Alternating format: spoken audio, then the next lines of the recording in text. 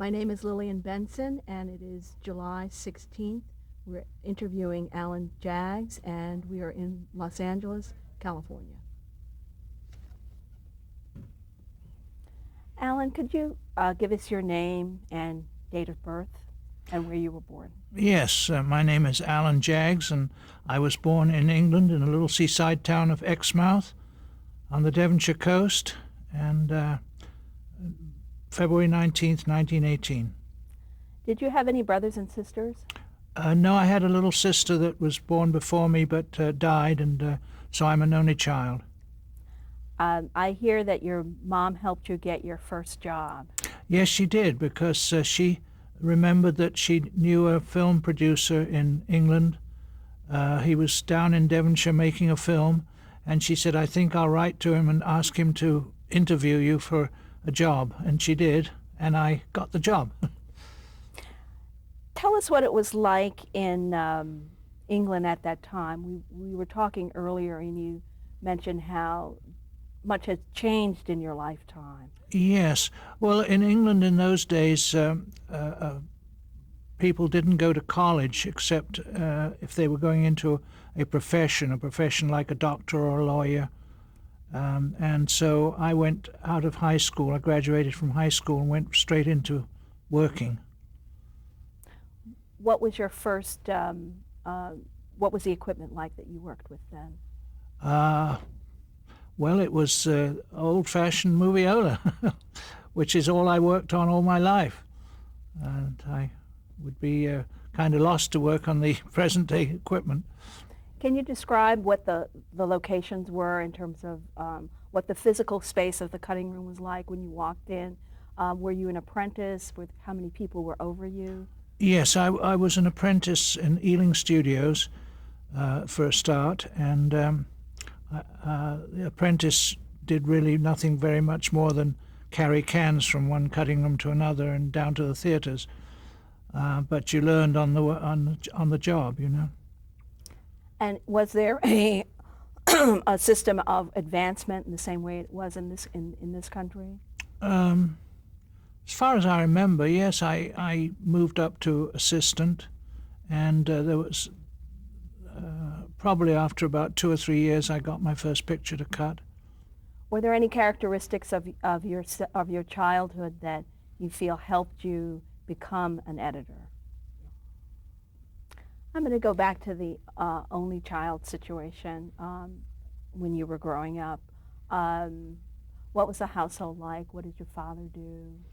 My father worked in local government, and in the city of Exeter, about 10 miles away from Exmouth, and he commuted by train every day.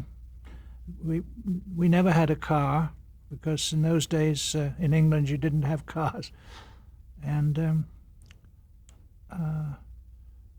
I grew up walking to school. There was no problem in those days of being kidnapped or anything, and I walked to school, 2 miles to school every morning and 2 miles back in the evening. And when you asked your mother about getting into the film business, what made you ask her that? Well, I was struck with the movie industry. The movie industry was so young. Talkies had just come in, and I just loved it, and I was stage struck, I guess, and I wanted to go in the picture business. I asked my parents if I could go to sea, because I had a great love of the sea, and they poo-pooed that and wouldn't let me, so I tried to get in the picture business. And she made this recommendation to a friend of a friend? To Basil Dean, quite a big producer in England at the time, and she had played with him as a child, and she remembered that, and so she wrote to him and leaned on that to try and get me an interview for the to get into his studio. What kind of interview was it? Was it a face-to-face or written? Yes, it was. He was on location in Dartmoor, and he had me over there, and he walked up and down with me and chatted and wanted to know what I'd like to do and so on. And I think he just got a feeling that I was very eager to work and be in the picture business, and gave me a chance. And so you started as an apprentice for a specific editor, or? No, I was just an apprentice in the editorial department in Ealing Studios in England. About how many people were employed there? There were probably half a dozen editors. It was quite a big studio for those days, and that was, yeah, I'd say about half a dozen editors and maybe half a dozen assistants.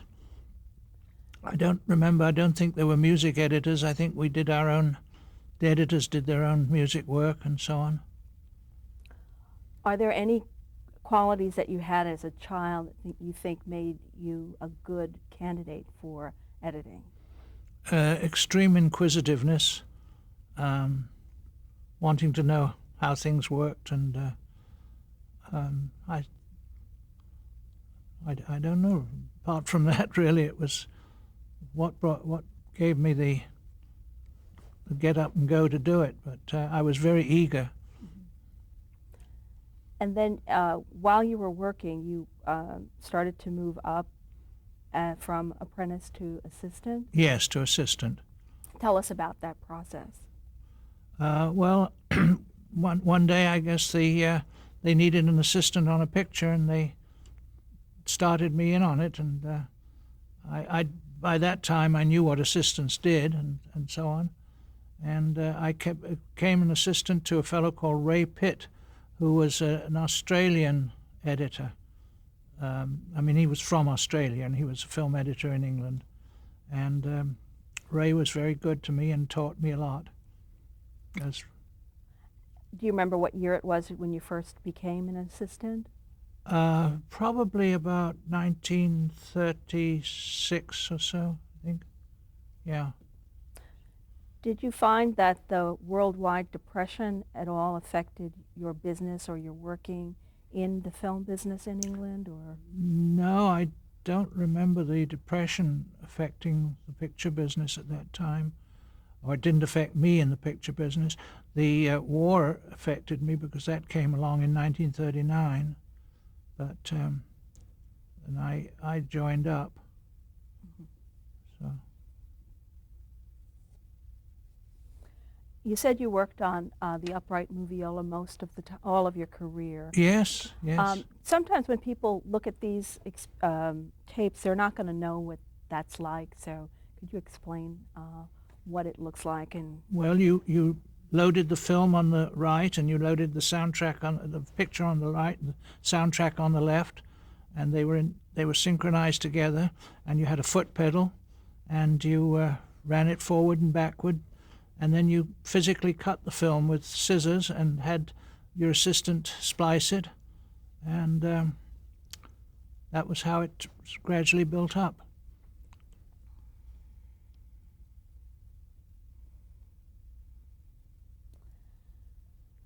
we were talking earlier with Bonnie about the thinking process in editing.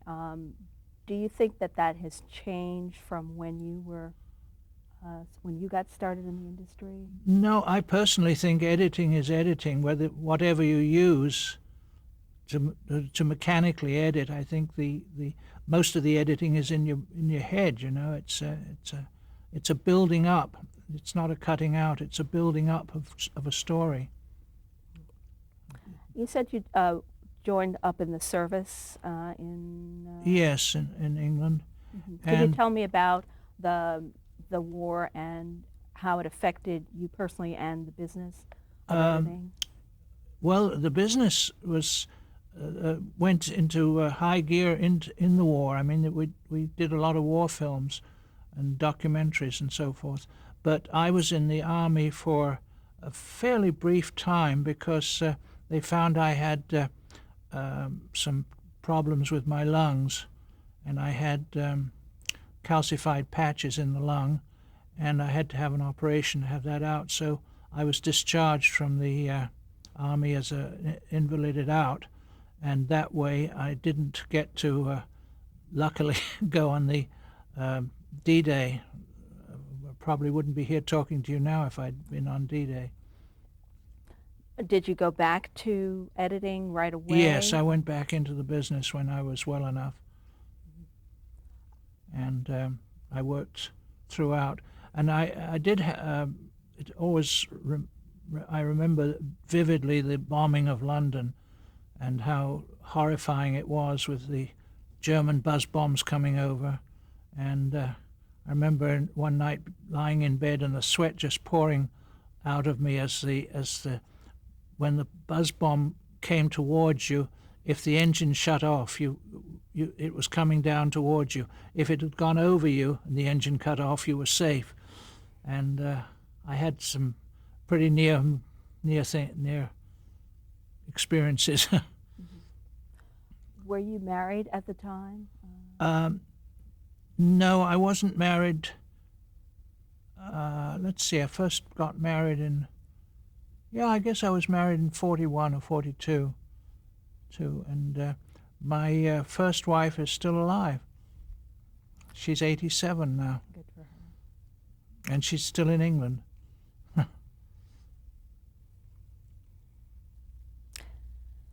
Could you tell me a little bit about the features that you edited right after the war? Yes. Just in a general way. It doesn't have to be the specific naming, and if you want, you can. Let's see, Mr. Emmanuel was one that was about a war picture, because it was about a Jewish refugee from the Hitler regime, and then I did some pictures that were escapist pictures. I mean, they weren't about the war; they were cheering people up.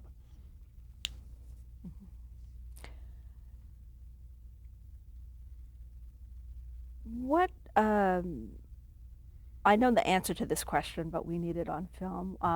How did you get started doing American films? Walt Disney came over to England to make Treasure Island, and I guess I'd created a name for myself, and he chose me to edit Treasure Island, which was quite a feather in my cap at the time. And he liked my work, and he said, "Alan, have you ever thought of coming to America and come and work for me in Burbank?" And I said no, but I would certainly love to. And so that's how I came over. I came over for Walt. What year was that? I think it was 49 or 50. You've got to remember that I'm thinking back over 40 years, and at the age of 83, my memory isn't all that good. Yeah. When you first, what was that process to decide to leave the place what prompted you? Well, it was easy for me because I was always wanting to see new places, and I loved I'd seen a lot of American films, and I thought America was great, and wanted to come over here. And as soon as I could, I became a citizen, which was, I think, after 5 years. But so I love my country of my birth, but I also love the United States, and I'm very glad I came over. Tell us about the actual process of getting here. Did you pack up the house, all that stuff? I took a freighter over. I'm afraid I was divorced by this time, so I didn't bring my wife with me, but I took a freighter over and went through the Panama Canal and arrived in Los Angeles on the freighter. And I don't remember where I lived at the beginning, but I guess Walt or his assistants took care of me for a while, got me started. I've heard that it was really a team effort working for Disney. Did you feel that way? Yes, it was, yes. It was a team effort. Walt was really just he was more interested in his animation, but he was becoming bigger and bigger and bigger, and he was a very bad businessman. Walt was. I mean, he would have been a pauper if it hadn't been for his brother Roy, and Roy ran the studio, and I was very friendly with Roy Jr. So who's I believe the head of Disney now. I've thought of writing to him, but I haven't done so. And how many pictures did you work on with him? Or just talk about some of them. Numbers unimportant. I worked on I think the African elephant was one. I worked for a producer called Ben Sharpstein in the Disney studios, and he was Walt's live action producer at the time. I worked on the African elephant, and I'm sorry, I can't remember the others. You were talking with me earlier about when you first came, it took you almost 10 years before you could actually edit a picture. Yes. Here. Talk a little bit about the union had a ban on people that emigrated. I don't know whether it was emigrated from other countries or what, but you weren't allowed to edit for 8 years. Even though I had a long list of credits back in England, I had to wait out 8 years. But I was able to music edit at the time, so I did a lot of that. But when the African elephant, I think, was the first picture I was able to edit after the 8-year period. What prompted your move into television? I don't know. I think I just slid into it. Television was becoming more and more powerful in the industry, and was insatiable as far as needing film, and I just went over towards it, I think. And would you tell us about your first show, which was Andy Griffith? Andy Griffith show. Oh, that was a great show. Andy was a wonderful man, and Don Knotts, I knew him, and I lived very near him, and his daughter and my daughter used to play together. And then, of course, Opie is the now well-known Ron Howard.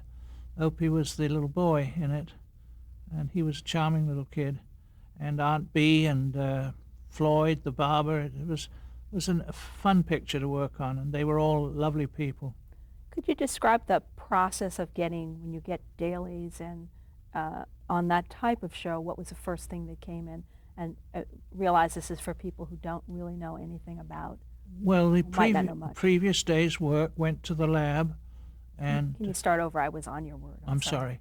The previous day's work went to the lab to be developed and printed, was sent down to us the next day, and the assistants synchronized the rushes, and then we went down to the theater at 1 o'clock or whenever it was to view the rushes, and then they were numbered because the sound and the picture film had to be numbered so that they were kept in sync all the time, and they were broken up into takes and lined up for the editor to cut.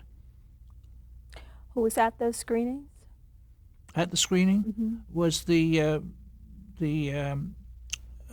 director and the producer and the editor, and just anybody that was on the film that was free to look at the rushes, but the cameraman quite often came in too. But it was mostly the editor and the producer and the director.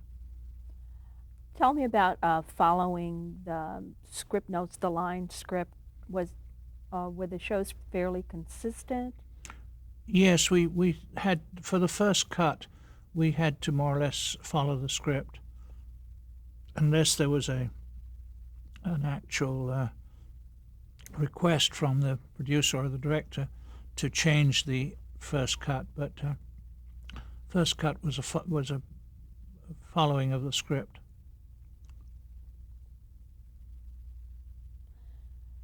Did you have any uh,